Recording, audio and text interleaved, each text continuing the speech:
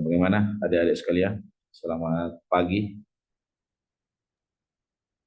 Pagi, Pak.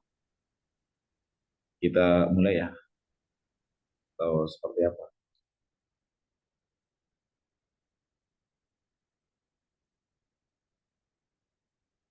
Oke, kita mulai saja ya. Bismillahirrahmanirrahim. Alhamdulillah, alhamdulillahirabbil alamin. Raditu billahi rabba wa bil islami dina wa bi Muhammadiyya wa rasulah. Ittaqullaha haqqa tuqati wa la tamutunna illa wa antum muslimun. Alhamdulillah pada pagi ini kita bisa bersama-sama dalam kegiatan room dan insya Allah kita akan sama-sama belajar bagaimana mengeksplorasi mata kuliah pendidikan Islam dan kemudian. Adapun tujuan dalam perkuliahan kita ini adalah bagaimana kita memahami Muhammadiyah sebagai gerakan Islam yang tentunya menjadi hal yang penting untuk para mahasiswa memahaminya. Izin saya share screen.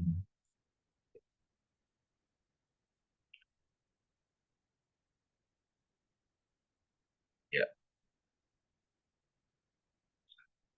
baik adik-adik sekalian, di materi hari ini adalah tentang Muhammadiyah sebagai gerakan Islam yang tentunya kita mau melihat atau memotret tentang peran dan tantangan di era sekarang.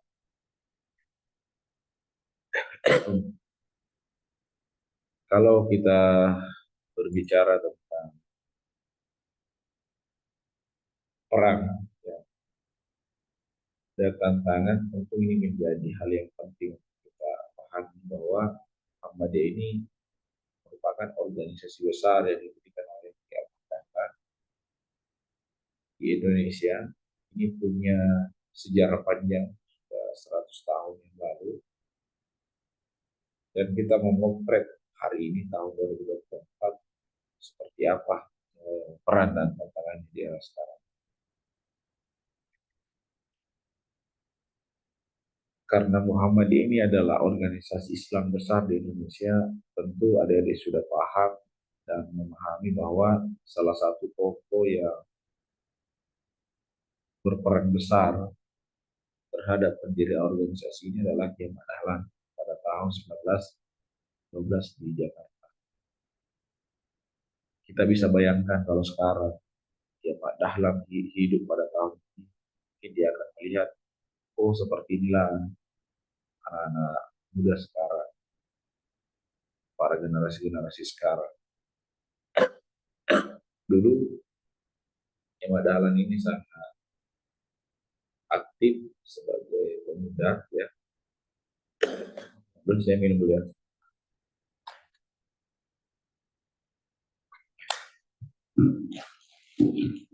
Beliau seorang pemuda yang aktif, penuntut ilmu pengetahuan di luar negeri, di Mekah.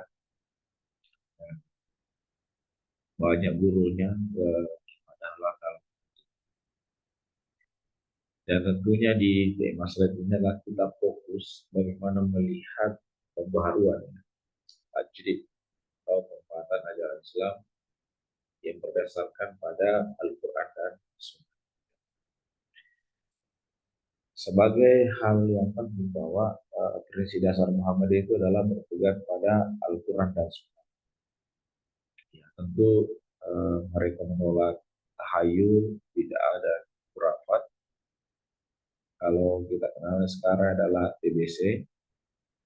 Yang penting adalah mengedepankan ijtihad untuk pembaruan, toleransi dalam beragama. Kalau sekarang kita kenal istilah moderasi dalam beragama, itu sangat sinkron ini, toleransi dalam keberagaman, ijtihad, pembaruan, dan lain sebagainya. Ya. Oke, sekarang saya perlihatkan ini ada satu slide ketiga. Amanda Asara bisa dibaca ini? Mana? Coba dibaca. Muhammad Amirullah atau Arlin.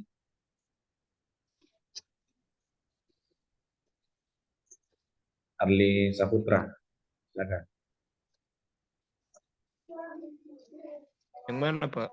Di ini, dibaca slide-nya. Kelihatan oleh slide-nya? Ada, Pak. Ya, coba dibaca. Baik. Muhammadiyah di era sekarang. Poin 1, fokus pada digitalisasi pendidikan dan dakwah. Kedua, peran aktif dalam isu sosial, ekonomi, dan lingkungan. 3, pengembangan amal usaha berbasis teknologi. Keempat, kolaborasi dengan organisasi global dan lokal. Ya, terima kasih Arlin ya. Jadi Muhammadiyah di era sekarang itu lebih fokusnya kepada digital pendidikan. Cuma tantangannya itu banyak ya. Seperti ini sekarang kuliah online, ini tantangannya banyak yang tidak hadir ini. Tantangannya. Kemudian untuk dakwah misalnya, karena terlalu banyak informasi, sehingga dakwah Muhammadiyah itu suka menyentuh ya. Kayak misalnya di sektor media sosial, Facebook, atau YouTube, atau Instagram, dan TikTok. Pasti informasi-informasi tentang Muhammadiyah, jangankan Muhammadiyah secara umum, informasi tentang dunia saja itu sangat minim. Walaupun memang sekarang kita harus fokus pada wilayah digitalisasi, apalagi kalau bicara dakwah, kita menyampaikan peran-peran agama Islam, itu pertama kurang diminati, dan informasi-informasi di media sosial juga itu sangat kurang. Kemudian peran aktif dalam isu sosial, ekonomi, dan ini sangat khawatirkan dari segi sosial, ekonomi masih banyak warga kita di Muhammadiyah itu perekonominya di bawah rata-rata. Dia lingkungan yang kurang sehat, kita banyak mengkonsumsi zat kimia. Segi sosial juga seperti itu, kurang saling bahu-membahu dengan kehidupan masyarakat. Ini penting poin ketiga tadi sampaikan oleh Arlin, pengembangan amal usaha berbasis teknologi. Kalau kita perhatikan, mahasiswa itu kan mestinya tembus di dunia usaha ya, bisnis ya. Kalau di grup ini ada yang sudah punya usaha. Arlin Saputra sudah punya usaha? Belum ada, Pak. Belum ada ya?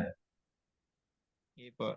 Ya, kalau kedepannya nanti itu Arlin harus punya usaha ya, yang sifatnya berbasis teknologi. Kalau Anda sebagai petani, misalnya orang petani, maka ke depan itu hasil panen kita itu berbasis teknologi, supaya mempermudah kita melakukan pemasaran. Kemudian yang terakhir ini adalah kolaborasi ya, kolaborasi dengan organisasi global dan lokal ya. Oke, kita pindah ke slide. Amanda, bisa dibaca Amanda?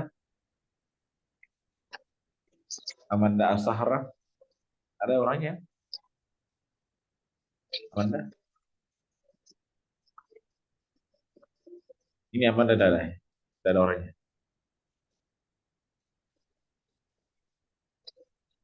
Mutmainah?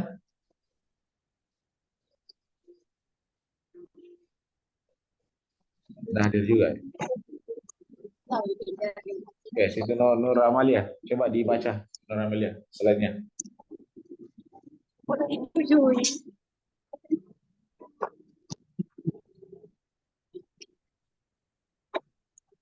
Yang ini, Pak. Ya, betul. Peran Muhammadiyah di masyarakat. Pendidikan ribuan sekolah dan universitas, kesehatan, rumah sakit dan layanan kesehatan, sosial, panti asuhan, lembaga zakat, bantuan bencana. dakwah menguatkan ajaran Islam moderat. Ya, gitu ya. Terima kasih ya, Saudara Amalia. Jadi ini peran Muhammadiyah ya. Dia sudah punya ribuan ya sekolah, dan kalau universitas itu kurang lebih 100 ya. Kemudian kesehatan juga banyak, satu banyak, layanan kesehatan juga banyak, ada bakti sosial, lembaga zakat, bantuan bencana dan yang lain. Ini tantangannya Muhammadiyah di era sekarang ya, karena radikalisme dengan ekstremisme. Radikal ya, ekstrim. Ini banyak kejadian kita temukan di lapangannya. Kalau kita perhatikan banyak orang-orang yang beragama Islam itu radikal. Kemudian tantangannya adalah adaptasi terhadap perkembangan teknologi. Ya masih banyak di teman-temannya mungkin karena kurang jaringan atau seperti apa sehingga susah untuk beradaptasi dengan perkembangan teknologi yang ada. Kemudian yang keempat adalah menjaga relevansi dakwah di era globalisasi. Kemudian yang keempat adalah krisis sosial dan ekonomi masyarakat. Ada beberapa krisis sosial dengan ekonomi masyarakat. Oke, terakhir sebagaimana itu bahwa gerakan Islam yang berkemajuan itu penting. Kemudian bisa menyelesaikan persoalan di era sekarang. Kemudian yang terakhir adalah bagaimana membangun peradaban Islam yang bermanfaat di alam. Saya rasa itu yang 3 poin yang sebelum pada hari ini. Sekian dari saya. Assalamualaikum warahmatullahi wabarakatuh. Oke, mungkin ada yang mau bertanya atau seperti apa? Silakan.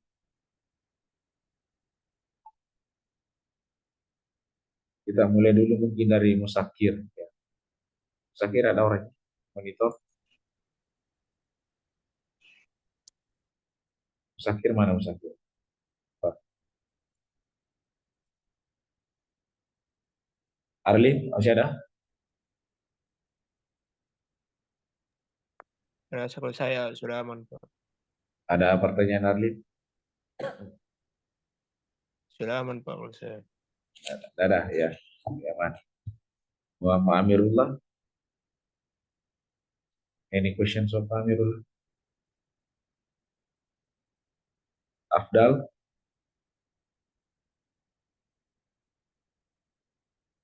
Aman Pak, aman-aman. Aman. Yuli, siapa nih? Yuli Yusuf. Ada pertanyaan? Iya Pak, saya. Ya ada. Saya Pak. Ya silakan. Ada pertanyaan? Baik, terima kasih atas kesempatannya. Jadi yang pertanyaan saya yaitu bagaimana gerakan Muhammadiyah masuk di Kabupaten Nrekang,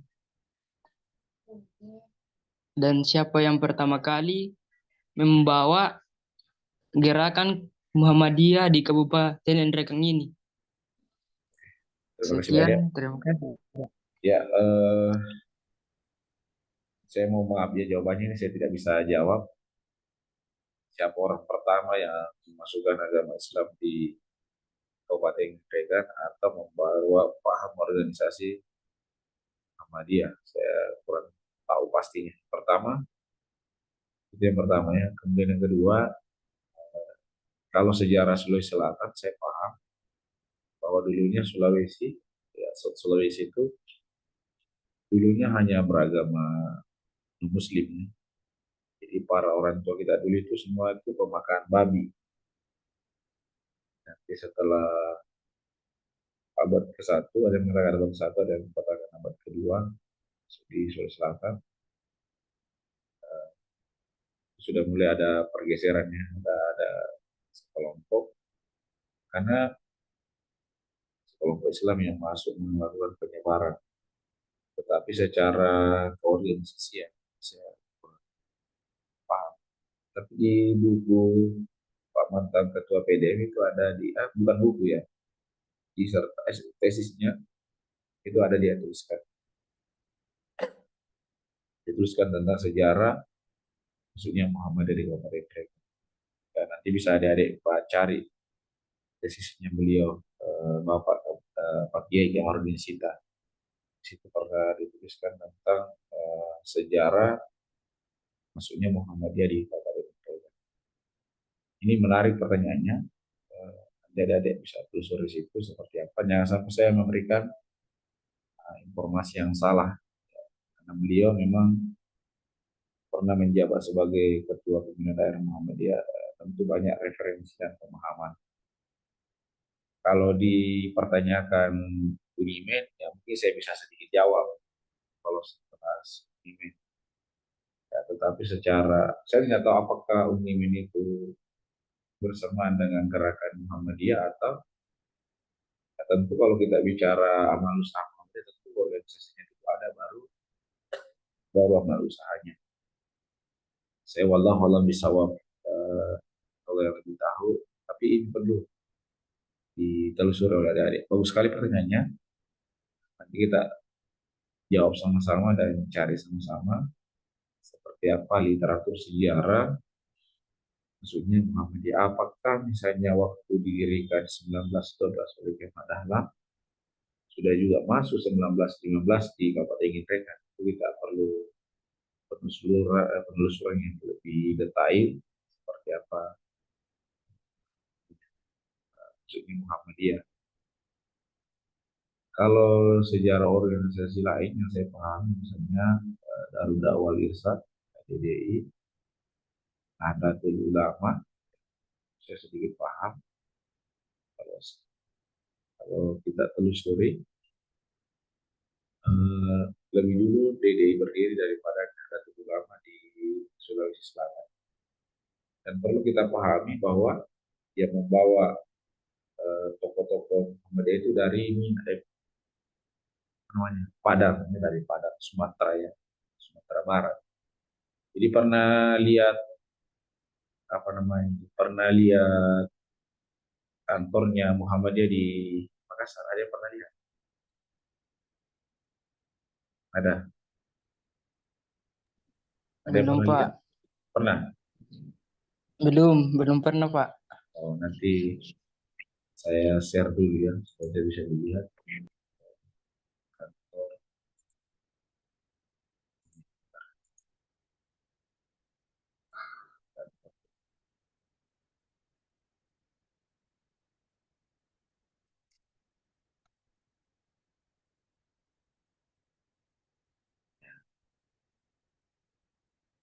Ini kelihatan ya?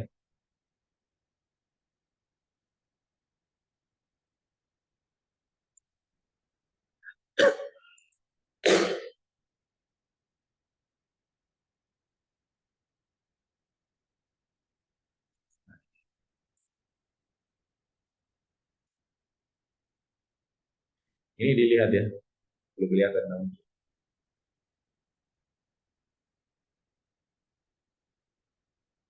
Nah ini, udah kelihatan.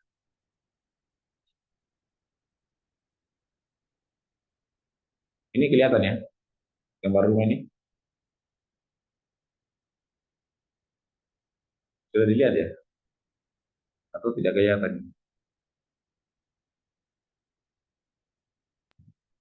Iya, Pak. Kelihatan, Pak. Nah, coba perhatikan itu rumah, itu kantor. Itu kira-kira kantor itu bentuknya apa itu?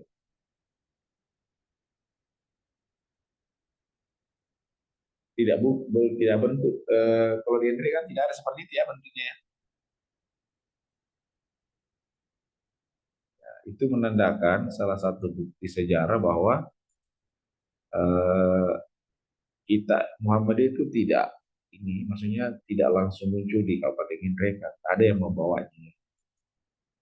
Ya, karena kan dulu kita itu kan masih banyak yang belum beragama Islam. Jadi ini tahun berdirinya ini adalah tahun 30 Maret 1926. Di 1926 Muhammadiyah 1921, berarti ada jarak 5 tahun ya. Dan itu dibangun oleh Haji Yusuf dan Matiro. Orang apa maksudnya yang dibangun? Maksudnya orang yang pertama jadi ketua pertama itu adalah Haji Yusuf dan Matiro, dan yang pengikutnya ini yang mendirikan ini, yang menyerahkan ini adalah orang Minangkabau, orang orang Padang dari Sumatera Barat itu ya. Berarti kita bisa prediksi bahwa Muhammadiyah di Kabupaten Ningrat itu kemungkinan besar dari orang-orang Padang, tokoh dari Padang yang belajar. Tahun 1926 misalnya Haji Dewi Sumarno 1926, berarti kemungkinan jaraknya di situ ya, 1926 ke atas ya. Ini 27, 28 setelah terbentuk pimpinan daerah Muhammadiyah di Makassar, kemungkinan besar di prediksi 1927 lah sudah ada Muhammadiyah di Kabupaten Ningrat. Cuma saya nggak tahu siapa yang jadi ketua pertama. Apakah yang ketua pertama yang membawanya? Wallahu a'lam bishawab saja, bukan, atau itu nanti ditelusuri, dan memang harus bukti ya bahwa nenek moyang kita yang membawa Muhammadiyah itu bukan dari orang orang Makassar asli, bukan, tapi pendatang yang masukkan Muhammadiyah di Sulawesi Selatan dan sampai di Aceh. Tapi kalau lihat dia lah sejarahnya memang lebih duluan kayak misalnya DDI, Nahdlatul Ulama, memang lebih cepat masuk ke timbang yang lain. Karena dari segi kultural, dari segi budaya ya, Muhammadiyah itu belum bisa merambah ke desa-desa, ke pelosok-pelosok. Artinya memang dia terlambat untuk ekspansinya ke daerah-daerah lokal karena penerimaan Muhammadiyah itu hanyalah kelompok orang-orang yang berpendidikan, orang-orang yang punya dari segi kemodernan yang lebih dibandingkan yang lain. Jadi kelemahan tadi Muhammadiyah itu belum mampu menyentuh daerah-daerah lokal di banyak ke wilayah global. Ini PR kita bersama.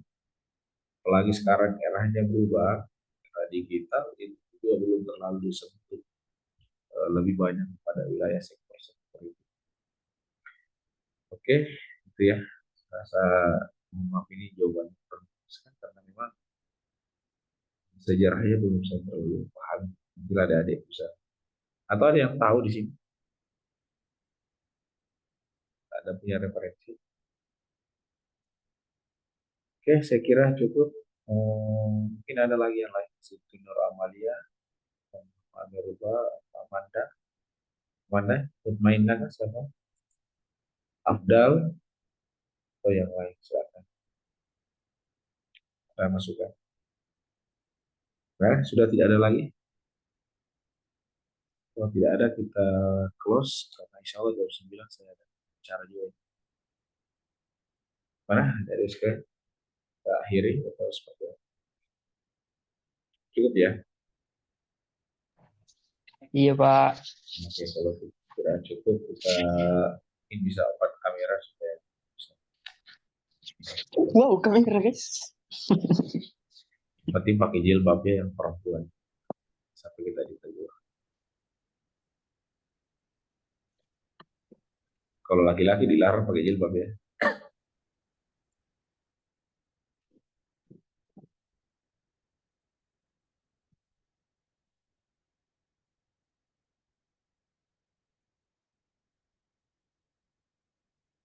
Nonaktif kayaknya surat apa? Oh iya, ini masih ada belum terbuka. Nur Amalia, Maina, coba di screenshot.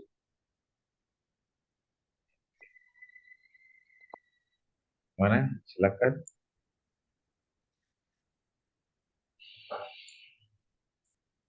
Masuk.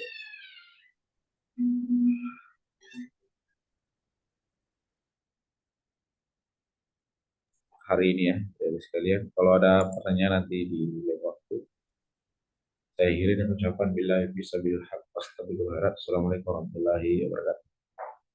Waalaikumsalam warahmatullahi wabarakatuh. Waalaikumsalam warahmatullahi wabarakatuh.